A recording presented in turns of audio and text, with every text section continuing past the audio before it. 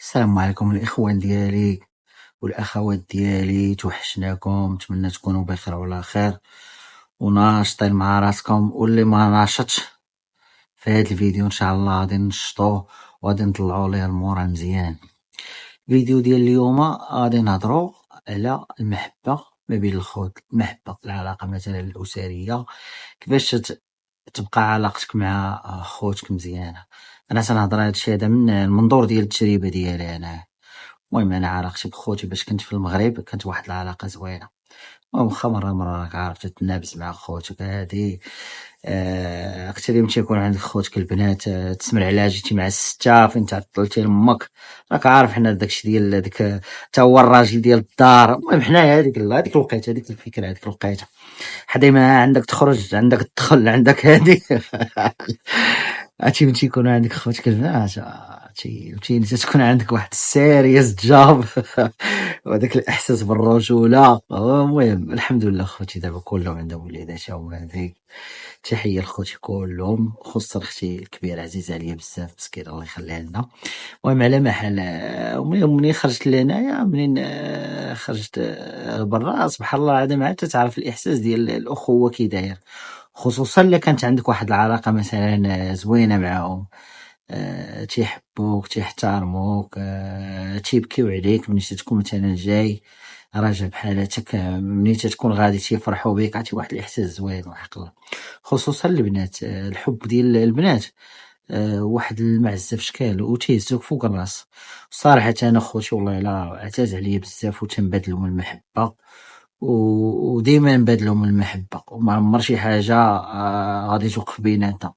أنا اش تنقول، أنا هادي هي الفكرة ديالي، تنقول ما حد الإنسان باقي عايش في الدنيا يدير الخير كما كان، يدير الخير، كلمة طيبة، أي حاجة فيها الخير، كلمة طيبة فيها الخير، التعامل فيه الخير، أي حاجة فيها الخير تترجع لك أنت الأول بالخير. لا محل لدابا باقا. المهم مرة إنسان ملي تيتعصب ولا هادي، ولكن تيبقى ديما هاديك المحبة والاحترام مع خوتك، تتبقى هاديك المحبة والاحترام ديما خصو يبقى.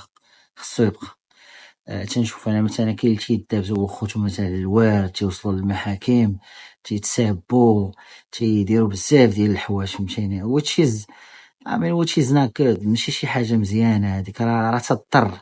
راه خوك واحد الحاجة تجيك once up time، تجيك بحال الشكل ديال بحال شكل شي هدية تجيك.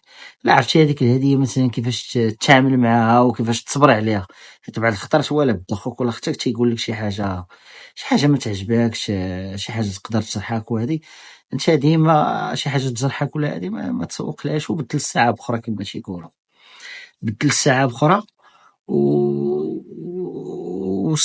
والصبر والانسان يكبر عقله، ما يبقاش الانسان يحكر. مثلا شي واحد قال لك شي هضره، حكا راه حشالي هذيك الهضره، راه قال لي، راه فعل لي. الانسان يكبر عقله ويسامح، الانسان يكون مسامح الا بغى العلاقه مثلا مع خوتو تستمر، والحياه كلها بحال هكا.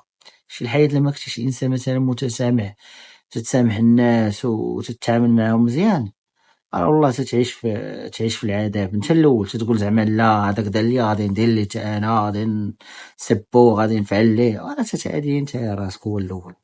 المهم هذا المنبر تندعو اي واحد اللي عنده شي خلاف مع خويا تهلا فيه وعيط ليه انت الاول، خوك ولا اختك عيط ليه انت الاول، ماشي مشكل واخا يكون هو اللي غلط فيك، عيط ليه وسول فيه، وتشوف منين تعيط ليه انت وتسول فيه، راه تا هو ولا هي غادي يبرد من جهتك ويهضر معاك عادي. وهادشي اللي كان. ونتمنى خوتي ما تقلش عليكم. نتمنى الفيديو ديال اليوم عجبكم، و as always please and please سبسكرايب، اشتركوا في القناة وديروا اللايك باش الفائدة تعم. وكان معكم خوكم هشام تشاو، بيس الله خوتي.